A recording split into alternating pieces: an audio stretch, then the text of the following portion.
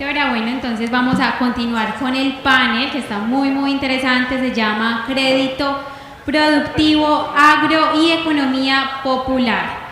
¿Por qué no despega? Pasando el discurso del desembolso.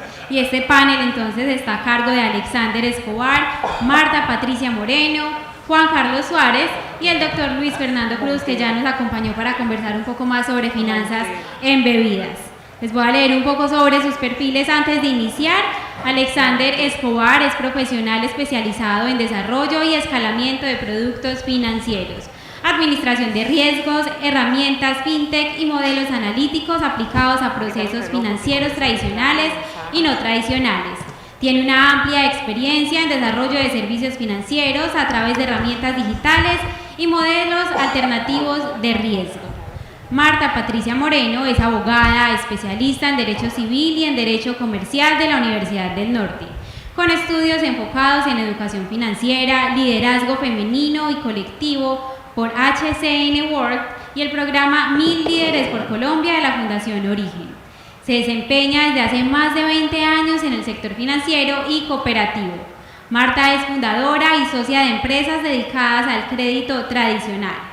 Y hace un par de años decidió emprender con One2Credit, una fintech de crédito digital de la cual es CEO y founder. Por su parte, Juan Carlos Suárez es director de crédito de consumo de Helm Bank, director de crédito y cobranzas en Coinoc, gerente de medios de financiación en Sodimac Home Center, gerente de cobranzas y Keo Fintech, vicepresidente financiero de Nitrofer y actualmente vicepresidente de la unidad de negocio Evo Agro Crédito Fintech. Nos acompaña, como les cuento, el doctor Luis Fernando también en este panel, a quien ya presentamos. Adelante. Gracias, muy amables ustedes por su intervención en esta conversación. Y yo la ambiento en función de esto. Los esfuerzos que hemos hecho como país, como institucionalidad, tanto desde el sector financiero como el sector real, para tener más inclusión en el día a día, han sido necesarios, repito, y son encomiables, y yo creo que los reconocemos y los apreciamos todos. En las millas que faltan, porque no falta una sola milla, ¿cómo ven ustedes? Y empiezo por Marta, pues igual Juan, también me puedes ayudar con esto, con el fin de erradicar prácticas como las del gota a gota, que son más frecuentes de las que uno quisiera. El gobierno puso en marcha una política de inclusión crediticia, para financiar de manera sostenible a distintas actividades productivas. Hay 5 nuevas modalidades de crédito que no se han pues, visto despegar, repito, con la necesidad que se requiere. Tal vez estamos avanzando en la dirección que es, mi tema es si estamos avanzando a la velocidad que es. Marta, Juan. Gracias, Luis Fernando. Bueno, con respecto a esa pregunta, ahorita estábamos comentando, ¿cierto? Yo pienso que estas 5 nuevos modelos de crédito son necesarios, pero también creo que hace muy poco estas fueron los que fueron creados en el año pasado, en septiembre, octubre. Pienso que todavía hay que darle como la oportunidad de ver cómo pueden despegar. Lo que no pasa con el microcrédito. Entonces, con el microcrédito, que ya tiene bastante tiempo, pues vemos que no, lo que yo veo es que no ha surtido como el efecto, porque las tasas siempre se mantienen altas y no tienen el efecto esperado contra el gota a gota. En mi opinión, esto tiene mucho que ver con, sacan un crédito, sacan una gran oportunidad para las personas, pero ¿qué hay detrás de eso? ¿Cuál es el fondo? ¿Qué le hace falta a la gente para que reemplacen el microcrédito por el gota a gota? Educación financiera. Entonces, desde mi punto de vista, le ha hecho falta al gobierno apuntarle a la educación financiera, porque las personas simplemente tienen ahí algo para reemplazar, pero no lo saben, no son conscientes de eso. ¿Qué hacen? Toman el microcrédito y también toman el gota a gota, porque no han hecho el clic de por qué hay que hacer ese reemplazo, cuáles son los beneficios de tener el microcrédito, la legalidad, y reemplazarlo por la ilegalidad. Okay. Juan, Alexander, frente a ese mismo tema, para iniciar la conversación. Bueno, pues nada, lo primero, pues un especial saludo para todos. Beatriz, a Ciclo de Riesgo, muchas gracias por la invitación. Ya como 10 años con con Beatriz en esta historia, repitiendo por aquí espacios para compartir con todos como las experiencias de todo el recorrido de las cosas que hemos hecho en temas de crédito y cobranza. Digamos que con relación al tema, nosotros desde Boagro, y ayer me pasaba como algo particular en el espacio que estábamos en las mesas de trabajo, porque creo que no hay, digamos que no hay muchos que estemos como en el mundo agro, y yo creo que si habla uno o si hay un tema de hablar de inclusión financiera, pues el tema del sector agro en Colombia yo creo que está como a pedir de boca para ese tema. O sea, habla uno de temas de inclusión en otro tipo de sectores donde hay tantas dificultades de acceso a financiación, a bancarización y demás, pero cuando piensa uno en el mundo agro, definitivamente, cuando estamos hablando del agricultor, el caficultor, el productor por allá en Machetá, en Túquerres y demás, por allá en unos municipios donde yo creo que ni siquiera ninguno pensamos en cómo originar un crédito o dar facilidades de financiación en esos sitios, pues ahí la oportunidad está, pues digamos que creemos que definitivamente eso es lo que hace la diferencia para realmente crear país. Más allá de financiar, creo que en ese propósito de inclusión estamos hablando mucho más es de realmente aportar a la calidad de vida de las personas en el sector agro. De hecho, nosotros inclusive ni siquiera hablamos del campesino ni del agricultor, sino son realmente microempresarios del agro, porque al final lo que hay son unidades de negocio con unas necesidades muy importantes pues, de acceso a diferentes servicios. Entonces, un poco, digamos, hacia la pregunta, digamos, nosotros hoy estamos muy enfocados y tiene mucho que ver con la conversación de hace unos minutos del tema de finanzas en bebidas, y tiene mucho que ver con el tema de encadenamiento productivo y tiene mucho que ver con cómo se aprovecha la información que tiene quien conoce hoy en día a los agricultores para tomar mejores decisiones de financiación. Entonces, digamos que, como decía Marta, creo que hay un capítulo muy importante que tiene que ver con el tema de educación financiera. En el agro hay un tema muy importante hoy en día que tiene que ver también con el tema generacional. Hoy los papás son agricultores y los hijos hoy no necesariamente quieren hacer lo mismo que están haciendo los papás. Entonces en el campo también hay unas necesidades diferentes, hay unas formas como podemos apoyar nosotros para también empezar a llevar a los jóvenes hacia decisiones de que entiendan que también en el campo hay un negocio, no necesariamente el ensuciarse las manos como algo negativo, sino creo que tiene un concepto también muy positivo en el sentido de que al final están aportando también hacia el país. Entonces yo diría que hacia el tema de inclusión, definitivamente sí, el tema de inclusión financiera, y mucho que ver con lo que también desde ayer veníamos hablando del tema de Open Finance, pero más que Open Finance es el tema como de Open Data, más bien como un concepto más amplio, de aprovechar la información que tienen los canales que hoy se relacionan con esos agricultores para aprovechar esa información, para tener mejor data y mejor calidad de información para tomar decisiones de financiación en el agro. Entonces, en eso estamos actualmente. Gracias, Juan Alexander. La misma pregunta, sí. Incluso la complemento con cómo entonces crees que podemos dinamizar el crédito hacia ese destino. Bueno, yo creo que la norma como tal marca unas referencias importantes, ¿no? Habla de temas de educación financiera, que son claves, habla también de elementos de fortalecimiento de las cooperativas. En Colombia seguimos teniendo una referencia muy basada en lo que es la banca tradicional, y países como Bolivia, Perú, que tienen una base más de cooperativismo, se ha visto que han logrado llegar mucho más profundo a estas bases de pirámide, a estas comunidades de base. Entonces creo que también es un punto acertado. Otros aspectos como el Open Data, el fortalecimiento y escalamiento de modelos asociativos que han dado muy buenos resultados en Asia, por ejemplo, en algunos países de Latinoamérica, y aquí poco lo usamos realmente. Creo que son buenos puntos de partida, ¿no?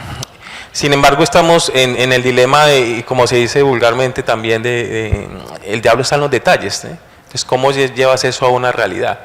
Y creo que ahí la norma de pronto se limita un poco a enfocarse en lo que son las necesidades y motivaciones de ese usuario, ese pequeño productor agropecuario, ese vendedor ambulante, esas personas que viven de economía popular, pero hay que empezar a pensar también en los otros grupos de interés, ¿sí?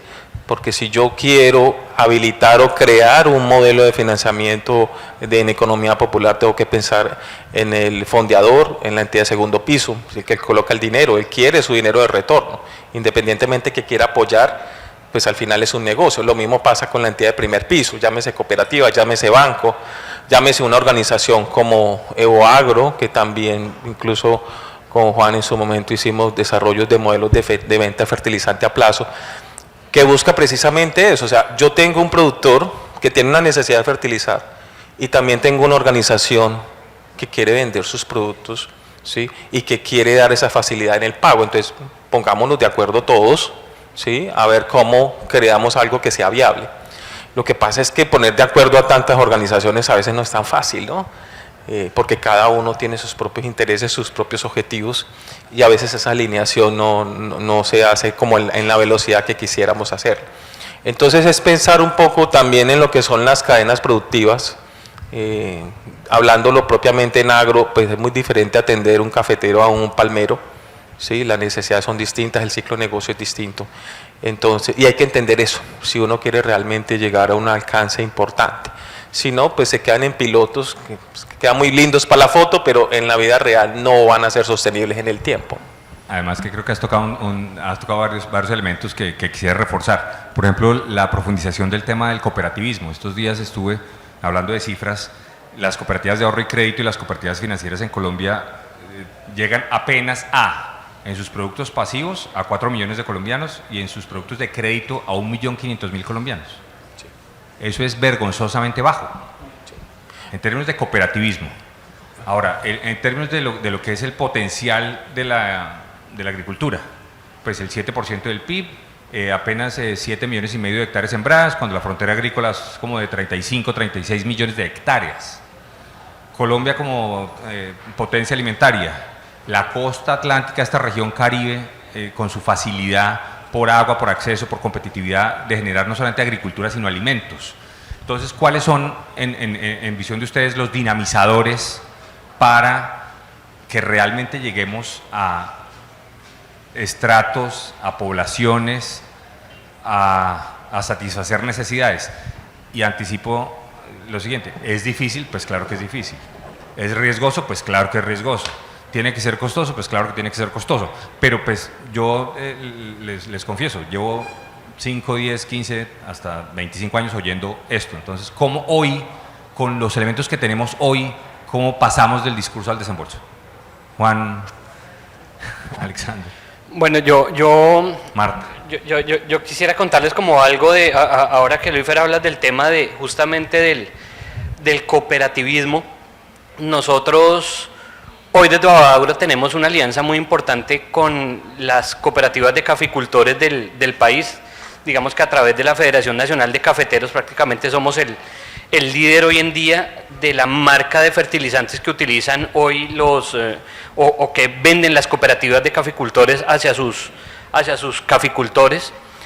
Y digamos que hoy en día, digamos que en diferentes frentes, lo primero es en cómo estamos llegando o trasladando la financiación hacia los caficultores, que es algo que hace mucho tiempo pues no pasaba, y digamos que han habido muchas iniciativas desde el gobierno, muchos temas de Finagro, muchos temas, pero lo que ha pasado habitualmente al final es que no necesariamente hay la cantidad de recursos ni los mecanismos de financiación adecuados para llegar realmente hasta a ese caficultor, que estamos hablando de cuando hablamos de un caficultor, el 95% de los caficultores estamos hablando de minifundios, de caficultores que tienen menos de 5 hectáreas de café y que su acceso realmente a financiación es muy limitado, y las alternativas de financiación que habitualmente tienen están muy ligadas a tener unas garantías que muchas veces ni siquiera pueden cumplir y no pueden acceder a crédito.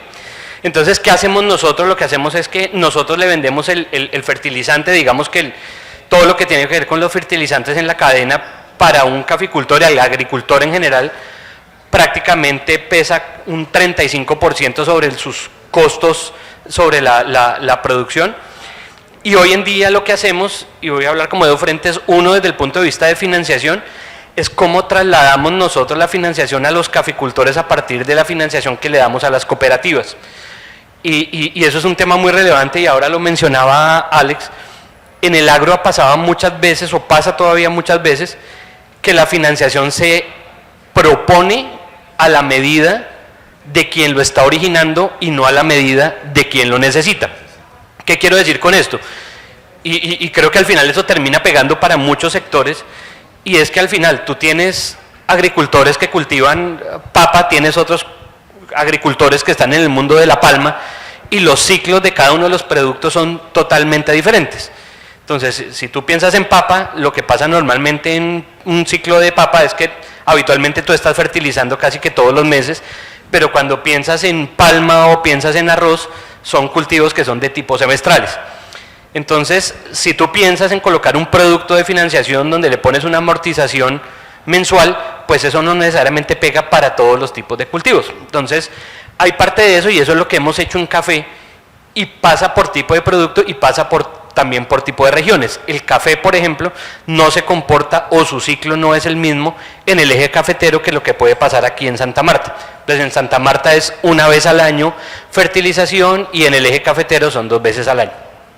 Entonces, a que voy con eso, un poco lo que hemos trasladado de financiación es cómo construimos productos de financiación basados en la necesidad y en los ciclos de negocio de los caficultores, en este caso en particular, y hoy en día diseñamos esas figuras de cara a las cooperativas de caficultores para que le trasladen eso a los caficultores. Eso número uno, y número dos también es el tema de que, si bien hay figuras de financiación que no han funcionado tan bien desde el gobierno, hoy en día nosotros estamos como aliados también en un programa que se llama el FAIA, que lo conversábamos con Luis Fernando a través de Fidoagraria. Hoy en día, digamos que es el mecanismo a través del cual se irrigan recursos. Hoy se están dando subsidios a los caficultores, digamos que sobre un precio, un 30%, el gobierno está subsidiando la compra de fertilizantes. Entonces, eso lo primero es que pues va a dinamizar muchísimo la compra de insumos, y nos pone a nosotros el reto de llegar a financiar al agricultor ese 70%, que al final es como el cuento. Si a ti te regalan te dicen te voy a dar un 30% para comprar un Ferrari, pues la noticia es muy buena, pero la pregunta es si tienes para pagar el 70% restante para acceder al Ferrari. Entonces, está pasando eso en el agro, tienes el subsidio, pero desde financiación necesitamos complementar ese 70% para que realmente se pueda materializar ese subsidio. Gracias. Quiero dar la palabra a Marta antes de Alex, alrededor de lo que significa justamente la resiliencia y lo que nos cuenta Juan del tema de los empresarios del campo, los productores del campo, que pues se han quebrado 1, 2, 3 y siguen. En tu vida personal, profesional, has sido también una visionaria. ¿Cómo ves tú estas oportunidades, pues con el diagnóstico que todos tenemos, que hacen falta muchos pasos? ¿Cómo ves tú oportunidades nuevas, esa experiencia como visionaria alrededor de los productos que eventualmente puedan mejorar en términos de economía popular, de poblaciones necesitadas, de temas en el campo? Fíjate que en el caso de la fintech de One2Credit es una fintech de créditos para estudiantes, ¿cierto? Para matrículas universitarias. La relación, son estudiantes de estrato 1, 2, a lo mejor 3, pero más que todo base de la pirámide, estudiantes que tienen muchas necesidades. Estos estudiantes estaban muy aferrados al crédito ofrecido por ICETEX y a todas estos beneficios y todos estos auxilios y ayudas que daba el gobierno, que desde hace un año y medio han venido mermando o que han desaparecido. La relación del ICETEX con las universidades, esa relación que siempre simbiótica que había, ya no está en este momento. Entonces, esto tiene como al borde de una crisis al sector educativo. Y en ese caso nosotros, la fintech sobre todo, que ofrecemos un producto innovador, rápido, que estamos ahí para moldear ese producto y de pronto para darle esa oportunidad al estudiante y la oportunidad a la familia de llevar a alguien a la universidad, y que podemos realmente pensar en un crédito para ese estudiante, no como siempre hemos visto nosotros que el crédito estudiantil no estaba en el mapa. Es decir, los papás, las familias tienen créditos hipotecarios para comprar carro, pero el crédito estudiantil no estaba en ese mapeo, sino que simplemente se gradúa el chico y viene el papá y dice, miércoles, hay que matricular, ¿lo que hago? Voy, saco las cesantías, me endeudo, pero con un crédito de consumo, no como un crédito estudiantil como tal. ¿Y cuál es la importancia en esto? Diseñamos un crédito para 6 meses, es decir, tienes que tener oxígeno para volverte a endeudar 6 meses después. Entonces, el crédito tiene que ser de acuerdo a la necesidad que tú tengas como familia. ¿Y qué hemos descubierto nosotros? Hemos descubierto que estos créditos no los hace la persona, obviamente no lo hace el estudiante, porque el estudiante no tiene la capacidad para pagarlo. Y termina siendo como un crowdfunding. Realmente, es un crédito donde pone cada miembro en los estratos que estamos trabajando nosotros, 1 y 2, que es la base, lo pone el tío, la mamá, la tía, todo el mundo pone un poquito de dinero. Entonces, cuando tú vas a solicitar el crédito, la persona a la que se le da el crédito no es la misma persona que paga. Entonces, es algo que está como, no encuadra, o sea, no cuadra, porque yo tengo la capacidad, no tengo la capacidad económica, no tengo el flujo de caja, pero yo no soy el que pago el crédito, porque el crédito es prácticamente algo que recogemos entre todos. Entonces, ¿cómo hemos diseñado? Nosotros nos dimos cuenta de esto y hemos diseñado y adaptado nuestro modelo para poder llegar a esas familias, hacerles el crédito y no teniendo en cuenta el score crediticio normal y tradicional que tiene cualquier entidad bancaria. Entonces estamos como, y semestre a semestre vamos mejorándolo, y obviamente esto tiene que ir de la mano de las universidades. Universidades que no se habían dado cuenta de eso, universidades con las que hay que llegar y decirle, estás a puertas de una crisis, aparte de que los chicos ya no quieren estudiar carreras larguísimas, aparte de que los chicos no quieren entrar a estudiar porque quieren hacer algo que sea más rápido, y tienen la talanquera de la dificultad económica para acceder a un crédito. Entonces, con todas estas cosas, estos componentes, esto que hemos visto, estamos ahí, es que hacer un crédito, innovar en la composición de un producto que pueda llegar a ese estudiante y a esa familia para que sea realmente una solución financiera. Me parece muy innovador el modelo, y quiero aprovechar esa respuesta, Alex, para también preguntarte qué ajustes estructurales, en tu opinión, deben hacerse a los modelos de crédito para alinear pues mejor la estrategia, los resultados, el talento humano, en fin, para producir aún mejores resultados. En gracia de discusión que hayamos obtenido buenos resultados, ¿cómo los mejoramos? Bueno, lo que pasa es que si hablamos de modelos de crédito, aquí los modelos son todos modelos de riesgo alternativo. Aquí tenemos personas que no tienen una consulta en una central.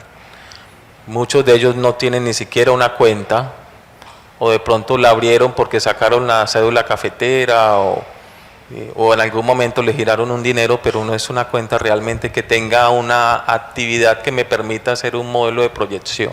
Incluso una titulación de la propiedad, porque pues también hay niveles de informalidad. Estamos enormes. hablando en Colombia que a nivel catastral no alcanzamos a llegar al 12% de todo el territorio, y tenemos múltiples problemas ahí también con la titularidad de la tierra, más en unas zonas que en otras, ¿no? Entonces, digamos que los modelos tradicionales definitivamente no funcionan acá. O sea, aquí tenemos es que inventarnos un mecanismo entre todos los que participamos en la cadena, ¿sí? Es decir, si yo voy a intervenir una cadena de café, siguiendo el ejemplo que vemos ahora, tengo que tener en cuenta al comprador de café, al distribuidor de insumos, al mismo trader que opera, ¿sí? A las organizaciones o fondos de inversión que les interesa entrar a fondear, y mirar entre todos cómo construimos esos mismos ejercicios que hacemos en banca tradicional de capacidad de pago, voluntad de pago, pero bajo esquemas alternativos, ¿sí? Por eso es que el tema de la data cobra tanta importancia, ¿sí? Sabiendo que va a tener sus limitaciones, porque en realidad hay zonas donde definitivamente el dato no existe, pero sí cualquier información que nos ayude a complementar es muy valiosa, ¿no? Trabajar con data primaria, digamos data capturada directamente con los individuos es muy difícil. En muchas ocasiones nos tenemos que fundamentar en esas empresas ancla que tienen técnicos en campo, asesores o técnicos agrónomos, y de pronto con ellos complementamos mucho lo que es el conocimiento de ese productor, porque el técnico que va y le hace el acompañamiento a la persona es el que sabe si realmente le va bien, no le va bien, ¿sí? Etcétera. Y pues ya bajo lo que son los modelos empíricos, pues todavía nos seguimos fundamentando mucho en lo que es la estabilidad familiar y económica. Entonces, para darles un ejemplo, nosotros validamos cuántos hijos tiene la persona, ¿sí? Si los hijos son con la misma esposa, ¿sí? Porque puede que yo tenga 3 hijos y Juan también, pero resulta que yo tengo 3 hijos con 3 mujeres distintas y él tiene sus 3 hijos con su esposa. Entonces, ¿quién es más estable? Posiblemente él. ¿Eso me afecta económicamente? Claro, porque si yo tengo un ingreso yo tengo que responder por 3 hogares, ¿sí? Entonces, todos esos conceptos son importantes. Lo que pasa es que construirlos es complejo porque la data es muy limitada, ¿sí? Pero permíteme, te contrapregunto, ese modelo que es innovador es costoso, por supuesto. Sí. Pero es rentable, es sostenible, o sea, tú no estás en un negocio inviable. Claro, es rentable, pero hay que saber jugar con las herramientas que tiene. Entonces, A eso voy. las herramientas fintech son claves, porque tú no puedes estar enviando personas a la finca o a las zonas remotas donde viven sus usuarios todo el tiempo. ¿Sí? Necesitas monitoreo satelital o necesitas herramientas fintech que tú puedas habilitar offline para que un técnico o una persona de la zona te pueda hacer una visita, por ejemplo. O sea, todos esos son mecanismos que hay que complementar, hay que saber, digamos, integrar dentro del modelo de aprobación. Y también recordemos que aquí cobra mucha importancia el esquema de monitoreo también, ¿no? Porque el margen de maniobra que tienen estas personas es bastante limitado. Entre más precaria y vulnerable sea la persona, menor es su rango, digamos, su margen de maniobra. Una persona que, por ejemplo, es un vendedor ambulante normalmente vive el día. O sea, literalmente esa persona durante el día se consigue para pagar la pieza y comer, ¿sí? Un vendedor ambulante que está en lo más bajo de la base. En la medida en que tú vas aumentando en el perfil del usuario, si tú ya te vas a un maestro de obra, es una persona que tiene un margen de 8 a 15 días, tampoco es que tenga mucho, ¿sí? O sea, lo que él genera en 8 o 15 días es lo que le da para subsistir durante el transcurso de esos mismos días o de un mes máximo, ¿sí? Entonces, el monitoreo se hace muy importante, porque cualquier variación, cualquier cambio en un factor de riesgo, te va a volver inviable. Una persona definitivamente no te va a volver a pagar o no va a poder volver a pagar, ¿sí?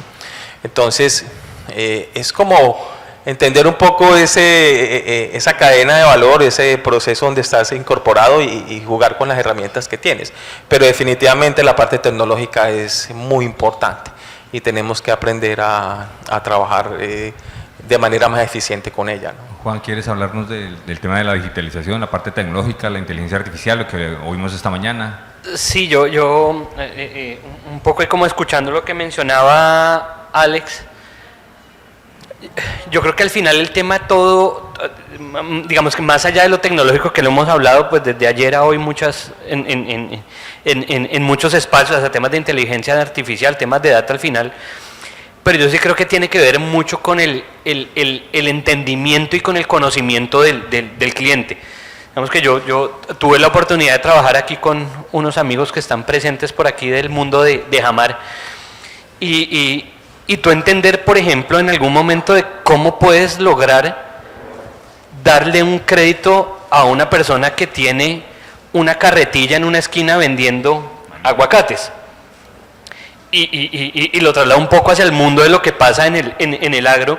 ¿Cómo logras tú financiar a una persona que tiene un cultivo de arroz, de maíz, de café, en una vereda donde ni siquiera muchas veces tiene acceso de vías de acceso, que ahí se podría quedar uno hablando, aparte de financiación, otras necesidades que tienen en el agro? pero creo que al final el fondo de ayer en la mesa de trabajo, por lo menos con Juancho Te Presta, decía el independiente sincero, el no sincero, el menos sincero, más allá de que le ponga uno el apellido o el nombre al final creo que al final en los temas de modelos de crédito y modelos de cobranza, al final todo gira en torno de conocimiento del cliente, de entender finalmente quién es la persona que tengo al otro lado y adaptar mis modelos. Y cuando hablo de modelos no solamente tiene que ver con tecnología o con procesos y demás, sino cómo adapto toda mi estructura para realmente lograr hacer una colocación de crédito responsable. Y cuando hablo responsable, no solamente responsable para la entidad que lo está originando, sino responsable también de cara a una necesidad que tiene la persona. Ayer también algo lo mencionaba, no está, o sí, tal vez ayer, el tema de lo que pasa con estos, digamos, clientes que tienen necesidad de inclusión financiera. Muchas veces lo que pasa es que el primer originador, banco, empresa, fintech, lo que sea, hace todo el esfuerzo por originar ese crédito para volver a un no visible, volverlo visible. Y en el momento que lo vuelves visible, entonces al final lo que tú pensaste que le estabas dando un beneficio en financiación, se le va a convertir en un problema porque ya tiene después 3 tarjetas, 4 créditos y terminas en un escenario de sobreendeudamiento a una persona que tenía una necesidad.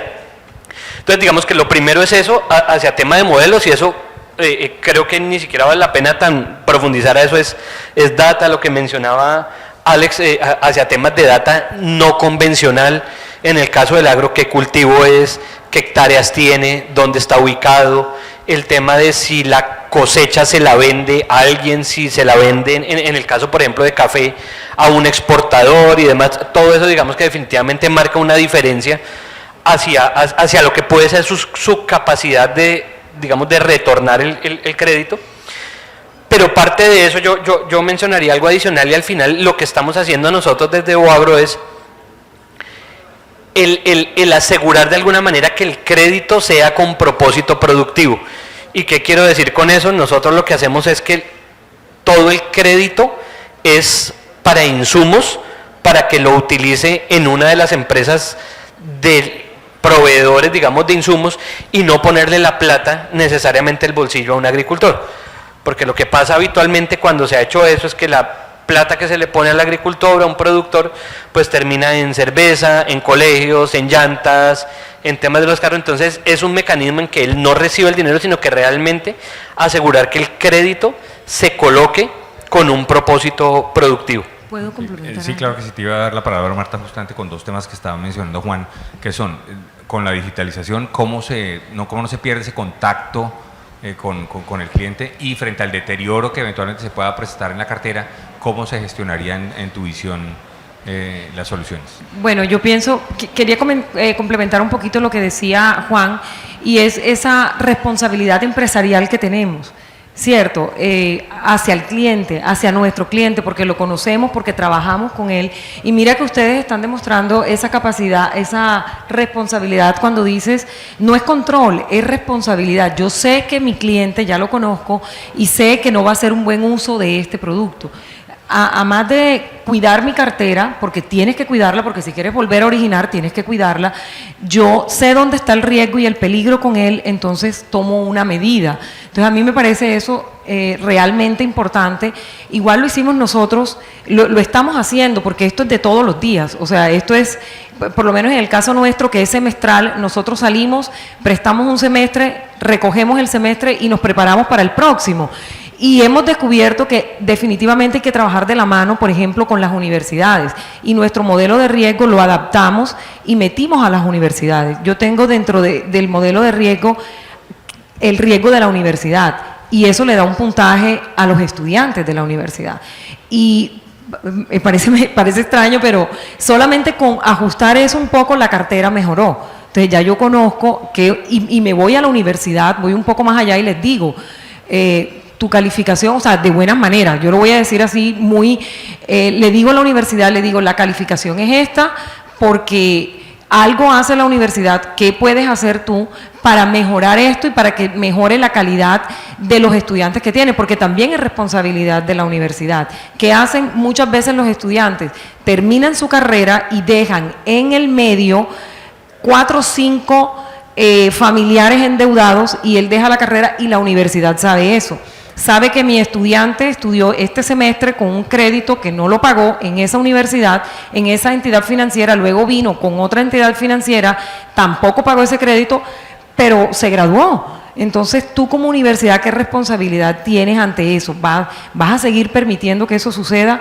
Por lo menos nosotros no calificamos bien esas universidades. Entonces hay que como llamar a la conciencia y tener un poco de responsabilidad empresarial desde ese punto de vista.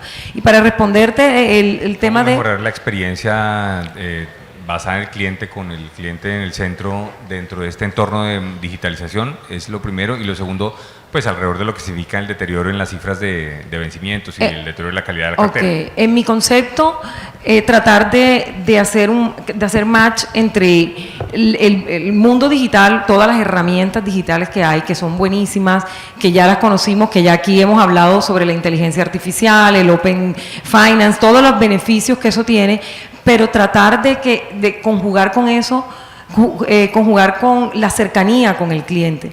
O sea, saber que el cliente sienta esa tranquilidad y esa seguridad de que hay alguien ahí para respaldarlo, y que no todo sea a través de un chatbot, por ejemplo. ¿Qué nos pasa a nosotros? A nosotros, en nuestro modelo de crédito, en el servicio que prestamos, hay muy poca educación tecnológica. La gente es muy reacia, no está acostumbrada a eso. Entonces, estamos tratando de introducir las dos cosas. El crédito es 100% digital, no tiene ni siquiera que tomar un papel, hace el crédito, entra a la página web, pero siempre estamos ahí, vamos a las universidades porque quieren vernos.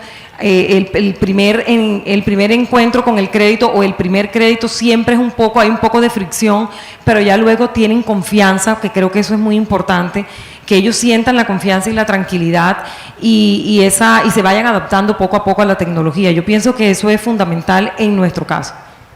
Okay. Sobre ese mismo tema, ¿quieres, Alex, complementar? Bueno, dos temas ahí como en línea con lo que me comentan. Yo creo que los canales digitales llegaron para quedarse, pero hay que saber cuál usar, ¿sí?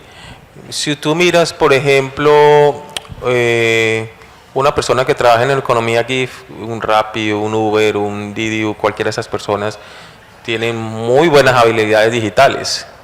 Tú puedes trabajar una app perfectamente con ellos, ¿sí? Y algunas de las organizaciones que han hecho precisamente estos ejercicios de finanzas embebidas para estas comunidades, pues se han enfocado en eso. Pero si tú te vas hacia un productor agropecuario, de pronto una app no sea la solución, ¿cierto? De pronto se te desempeña mejor un WhatsApp. Entonces, de pronto un bot tradicional de número 1, 2, 3 no te funciona tan bien, pero de pronto un bot conversacional, que pues ya hemos visto unos con muy buen desempeño, pueda tener mucha mejor aceptación. Entonces es entender un poquito, pues por un lado la parte de habilidad digital del usuario con el que yo me estoy enfrentando, y también pues entender que en algunas zonas del país todavía tenemos problemas de internet, de luz, ¿sí? Yo voy a trabajar con ganaderos del Caquetá, de Putumayo, etcétera. Posiblemente muchas de las zonas donde ellos vivan no tengan luz eléctrica durante todo el día. Entonces son retos a los que hay que enfrentarse si nos queremos meter pues en estos temas de uso de herramientas digitales. Y desde el punto de vista de la demanda, definitivamente tenemos que trabajar mucho la parte de educación financiera, pero más hacia lo que son hábitos financieros. No tanto que la persona, digamos, que no sea un modelo educativo buscando vender algo, ¿sí? O una cuenta, un crédito, un seguro, etcétera, sino que sea más entregarle conocimiento que puedan usarlo en su día a día. ¿Qué es una cuenta de ahorros? ¿Qué es un CDT? ¿Qué es un ingreso? ¿Qué es un egreso? Hay conceptos muy básicos que las personas no manejan, incluso personas que han terminado su secundaria, pero que nunca se las enseñaron, y eso es bien importante. porque de lo contrario podemos estar haciéndoles un daño a las personas, y lo hemos visto mucho en agro.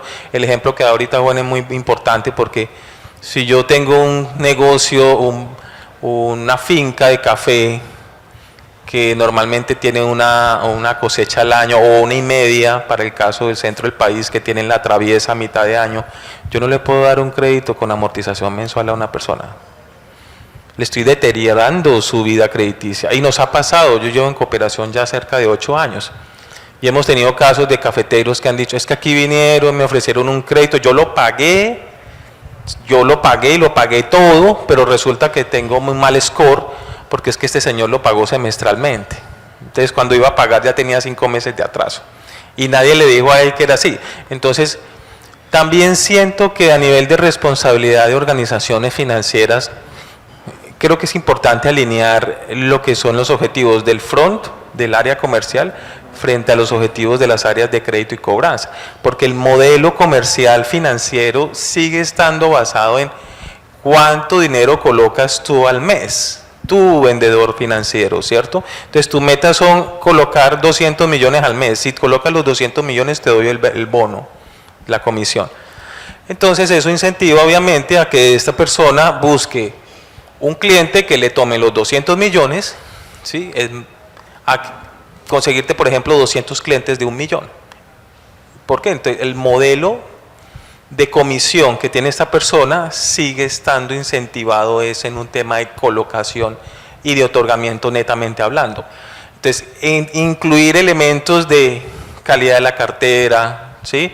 De dispersión o bueno, no sé, algunos de esos elementos que nos ayuden un poco a cambiar el esquema comercial, porque por más que en las áreas de riesgos, en las áreas, digamos, incluso con Finagro, con entidades de segundo piso, se sacan muchas líneas de crédito, ahorita líneas de crédito, por ejemplo, en temas agro y sostenibles, que tienen buenas tasas, etcétera, pero no conversa con la estrategia comercial de muchas entidades. Muchas de estas líneas incluso se quedan ahí, no se usan, ¿sí? Entonces también importante esa alineación, y creo que en eso hay un trabajo importante que desarrollar dentro de las organizaciones también. Me hiciste acordar de algunas de mis vidas pasadas cuando fui presidente de Fidoagraria, otra que fui en la Comisión Nacional de Crédito Agropecuario, como en las líneas de redescuento, por ejemplo de Finagro, incluso las de Bancoldex, se asume que línea para mujeres campesinas, pues todas las mujeres campesinas no son iguales,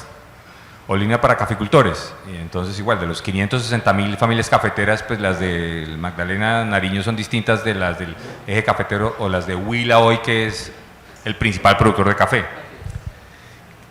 Si los negocios de cada uno de ustedes exigen una customización para entender y anticipar esas necesidades del cliente, pues hay unos costos involucrados. Pero pues voy a contestar algo que ustedes tal vez no me lo contesten. Sus negocios son rentables y viables. Por incurrir en esas diferenciaciones, el negocio no se inviabiliza. ¿Estamos de acuerdo? Además de que estoy hablando no solamente de rentabilidad financiera, sino de rentabilidad social. Yo creo que hacia eso iba, más allá del número de si es rentable en porcentaje o en pesos al final, que seguramente lo es, y nosotros lo queremos ver así, de esa manera, de lo que hacemos en Evoagro. Al final, creo que al final nosotros lo que hemos pensado es cómo aportar dentro de diferentes esquemas dentro del ecosistema agro del país. Y eso va, digamos, desde ser proveedor de insumos, pero también va hacia lo que estamos haciendo con financiación, como lo que estamos haciendo con temas de logística, como lo que estamos haciendo también con temas de comercialización del mismo producto. Digamos que en el frente de financiación hay en el caso del agro hay un elemento bien importante también, y es el tema de qué pasa con el producto que al final el caficultor o el productor está entregando. Mientras un productor, un agricultor tenga la forma de cómo vender ese producto, es la forma como realmente se está activando de alguna manera la posibilidad de que una financiación se pague.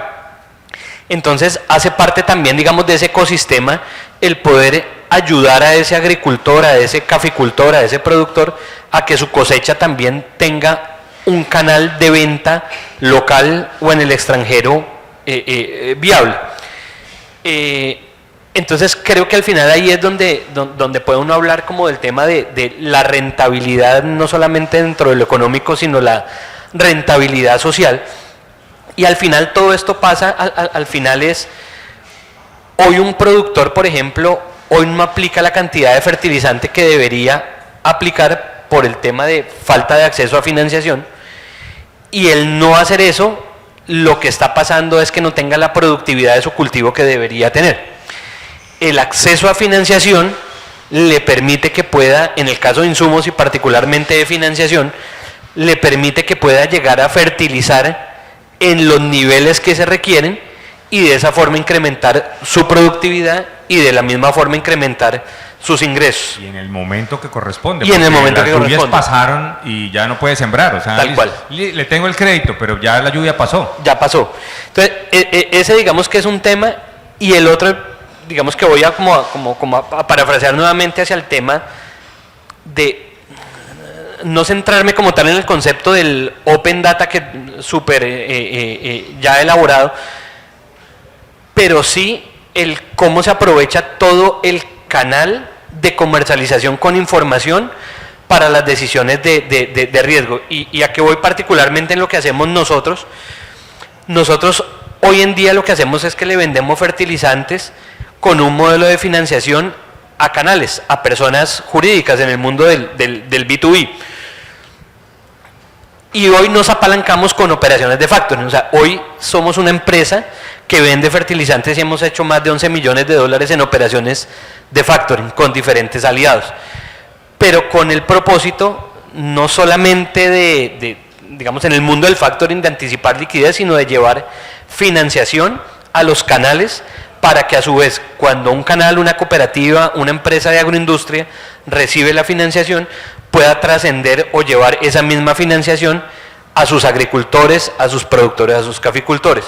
Entonces, a lo que voy con el tema de data es que cuando está uno inmerso en toda la cadena, pues las posibilidades de acceder a data, y acceder, quiero decir, al final no es acceder, sino utilizarla, eso te va a permitir poder hacer modelos de riesgo, modelos de cobranza, entre comillas, de que ahora lo utilizan mucho el tema de disruptivos para todo, pero de verdad aquí sí disruptivos en el sentido de hacer modelos a la medida para el perfilamiento de riesgo, como lo mencionaba, para el café, para arroz, el de Huila, el de Tolima, que son totalmente diferentes. Como decía Juancho te presta por allá el sincero, el no sincero, el sincero de Huila, el sincero de Tolima, el no tan sincero de cada uno. Creo que al final ese es el reto, de que el mundo como ha cambiado no es el modelo del empleado y el independiente, sino es con cada una de sus caracterizaciones, las diferentes, y el reto está eso, poder diseñar casi que modelos a la medida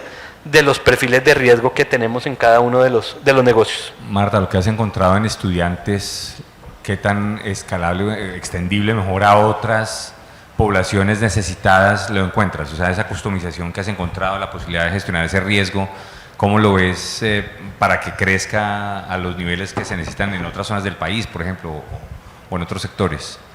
A ver, todos queremos negocios rentables, ¿cierto? Cuando tú eres empresario, tú lo haces, aparte por si es vocación, pasión, propósito, es porque tu negocio tiene que ser rentable. Yo creería que yo no ¿cómo te lo digo? No dejaría de hacer cosas que beneficien a mis clientes simplemente sacrificando, o sea, voy a hacer más rentable esto sabiendo de que eso lo puede llegar a perjudicar. No sé si me di a entender.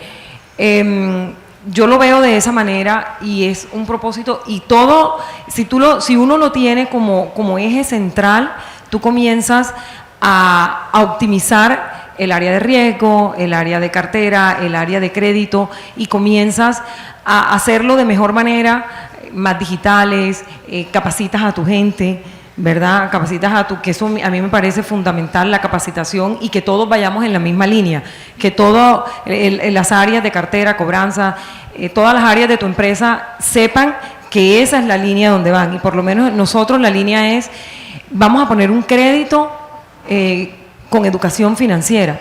O sea, nosotros queremos hacer inclusión financiera y van saliendo tantas cosas de eso porque esa es nuestra línea y entonces se van ocurriendo, no de mí, viene inclusive de la gente con la que trabajamos. Entonces por ahí salió y por qué no importa que los estudiantes no sean los que paguen el crédito, porque a los 18 años, porque menores de edad no lo podemos hacer por ley, a los 18 años ese estudiante, aunque no sea el que va a pagar el crédito, lo va a firmar digitalmente, lo vamos a reportar en central de riesgo y en 6 meses ese estudiante ya tiene un score crediticio así, nomás.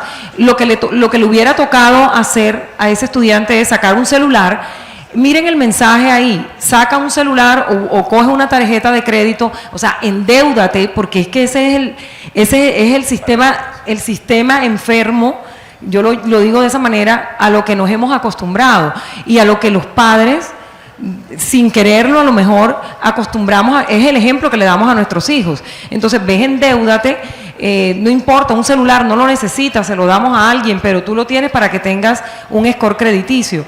Lo que queremos es como ir cambiando eso y dar educación financiera desde jóvenes. Se lo decimos a las universidades, se lo decimos, es más, nosotros tenemos convenios con la Fundación Santo Domingo y la Fundación Pies Descalzos y llevamos educación financiera a colegios públicos, porque la idea es esa, un granito de arena. Eso está en Plan Nacional de Desarrollo, eso está en muchas leyes, eso lo dicen los organismos internacionales, pero realmente las entidades financieras no es mucho lo que hacemos con eso. Alguien decía por ahí, creo que eras tú, que decías que tú haces un esfuerzo como empresa y ayudas a ese, pero luego a los 6 meses vas y está endeudado, está hasta aquí, porque hace falta la educación financiera, o sea, eso es fundamental. Y todas estas políticas, 5 tipos de créditos nuevos, estamos esperando que hagan algo con eso y resulta que sí van a funcionar dentro de un año, los verás, pero no van a dar resultados porque le hace falta el componente, el compromiso de educación financiera y no solamente debe venir del gobierno, o sea, son muchos actores y tú con un granito de arena puedes ir adelantando eso. Esto extendido a todas las áreas. O sea, de la misma manera, yo solamente trabajo con libranza en el sector público y un spin-off que hicimos con educación, con One to Credit, pero más como por propósito, ¿cierto? Pero yo pienso que esto lo podemos replicar tanto en el agro como en todas los sistemas de crédito que podamos poner. Quiero que vayamos redondeando un mensaje final para entregarle a nuestros asistentes alrededor de lo que significa la irrigación de crédito a población necesitada, entre otras porque normativamente Colombia tiene una ventaja y es que aún prestar plata no está sujeto a las restricciones regulatorias que sí tiene captar dinero. Frente a eso, ¿qué mensaje nos pueden aportar ya para redondear el panel antes de finalizar preguntas? Yo creo que tenemos que seguir trabajando en modelos gana-gana, ¿sí? Nosotros hasta el momento hemos movilizado alrededor de unos $3 millones en compra de insumos, bien sea fertilizantes, herramientas, y la mayoría de las veces lo hacemos con pago por descuento de producto. ¿Eso qué significa? Nosotros traemos al comprador de la leche, del café, del cacao y le decimos: aquí queremos hacer un esquema donde todos nos beneficiemos, ¿sí? Pero también todos ponemos. Entonces tú eres comprador, ¿por qué no me dan la posibilidad de hacer un pago por descuento? De manera que cada que el productor te venda, yo pueda sacar la cuota del crédito y pagársela a la entidad financiera de primer piso, ¿sí? Lo mismo con los fondos. Tu fondo quieres colocar unos recursos, yo tengo los usuarios que tienen esa necesidad y te puedo dar un ecosistema que sea trazable y que tú puedas estar tranquilo de dónde está tu dinero, a quién se le está prestando, en qué se está utilizando, etcétera, ¿sí? Entonces todos ponemos algo, ¿sí? Ahora, creo que sí hay que fortalecer mucho los esquemas de cobertura, porque seguimos con el tabú de que las personas de base pirámide son de alto riesgo. Entonces ahí los ejercicios de diseño de cobertura de riesgos todavía tienen un margen de maniobra muy amplio, ¿sí? Nosotros hemos hecho ejercicios, por ejemplo, de usar bonos de carbono como colaterales, ¿sí? Ha funcionado muy bien. utilizar avales, utilizar modelos de fondos de coberturas, fondos de garantías, funciona muy bien. Primeras pérdidas, segundas pérdidas, o sea, son temas que se pueden lograr, pero si todos nos sincronizamos en un ejercicio en que venga que esta cadena puede crecer más, puede ser más productiva, y ese eslabón más débil que es, por ejemplo, el productor agropecuario o esa persona que de bajos ingresos, si lo fortalecemos, nos fortalecemos todos. Y es un negocio totalmente viable. Nosotros hemos colocado más de 5 millones de dólares para transformación sostenible, y pues los niveles de cartera no alcanzan a ser el 2%. O sea, los niveles de pérdida son muy bajos, pero se puede hacer. Lo que pasa es que como te decía ahora, siempre toma un poco de tiempo en poner de acuerdo a tantas organizaciones, pero es totalmente viable y es rentable, obviamente, que eso es lo que queremos, ¿no? Al final eso es un negocio. Ok, gracias Alex. Mensajes finales, Juan, Marta. Juan. No tú. Cuelga tú. Cuelga tú. Yo pienso que dos mensajes finales, no solamente del panel, sino de todo lo que hemos vivido en estos 2 días, y es esa unión que debe haber entre el mundo digital, ¿verdad?, y la humanización del servicio. Entonces me parece como muy importante, chévere todo lo que hemos avanzado, toda la evolución del tema digital, de la transformación, del Open, de la inteligencia artificial, pero recordar que somos humanos y que son productos hechos para humanos. Entonces yo pienso que eso más que todo es lo que quisiera resaltar. Un mensaje muy potente, Marta, gracias. Juan. Bueno, yo un poco como en la misma línea de Marta, como no solamente como del panel, sino en general de lo que hemos conversado en estos 2 días, y me iría como a ese cuento, a la definición de locura que por ahí los de Jamar también, yo creo que la han escuchado, lo de esa definición de locura de querer que los resultados sean diferentes haciendo lo mismo. O sea, si seguimos haciendo lo mismo, pues no podemos esperar que los resultados sean diferentes. Y con eso me refiero un poco hacia, yo creo que está muy el tema de transformación digital, inteligencia artificial y el tema de la data. Seguramente y obviamente es importante, pero yo creo que el tema de conocimiento del cliente en los modelos de originación de crédito, si quieren llegar uno a poblaciones que tradicionalmente no son atendidas, tiene que verse de una manera diferente. Y aquí no estoy hablando del KYC ni del KYB, yo creo que si quiere llegar realmente a tomar decisiones de riesgo de crédito en poblaciones donde tradicionalmente no hay acceso, yo no creo que sea la misma forma como tradicionalmente se hace. Entonces, un poco es hacia lo que mencionaba, y creo que Marta lo mencionaba también, es entender ese segmento, ese nicho, esa población. Conoce de verdad a tu cliente, pero conoce de verdad a tu cliente no es conéctate con una base de datos para que te traiga información, es conoce de verdad a tu cliente, conoce de verdad cuáles son sus hábitos de consumo, cuáles son sus hábitos de su negocio, conoce qué lo motiva a él a hacer un pago, qué necesidades tiene inclusive de educación para que entienda la relevancia de pagar. ¿Cuántas veces no pasa en los modelos de cobranza? Yo creo que de todos los que estamos acá, de esas llamadas donde le decimos a un cliente que lo que pasa que si no paga es que lo voy a reportar en una central de riesgo, y al otro lado hay una persona que ni siquiera tiene ni idea que es una central de riesgo.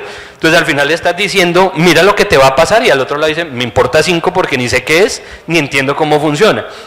Entonces, conoce tu cliente desde el punto de vista de qué necesidades tiene, qué necesitas entregarle de información para que él entienda esa responsabilidad de lo que está adquiriendo para hacer una colocación de crédito responsable, y que de esa manera puedas construir el modelo como le originas el crédito, y de esa misma forma también puedas entender la forma como lo cobras. Y yo creo que eso también es algo que está pasando mucho en el mundo fintech, es todos los modelos para probar rápido, pero cobrar lento. Entonces, yo creo que toca buscar ese balance desde el punto de vista de conocer a tu cliente, saliéndonos de una API, de una integración, sino de verdad conocer a tu cliente para hacer una colocación responsable de crédito. Gracias, Juan. Cierro diciendo sencillamente, lo que hemos hecho históricamente en la banca tradicional ha sido necesario, no se trata de desecharlo, se trata de complementarlo con estas nuevas visiones. Muchas gracias por sus aportes. Le deseamos a Oscar un pronto restablecimiento pues, por su emergencia médica, y a Marta y a Alex un muy feliz cumpleaños. Marta hoy, Alex pasado mañana, que estén muy bien, buena tarde. Un aplauso, por favor. Bueno, muchísimas gracias por este panel que nos inspira a tener mejores prácticas, a apuntarle a tendencias de alto impacto también.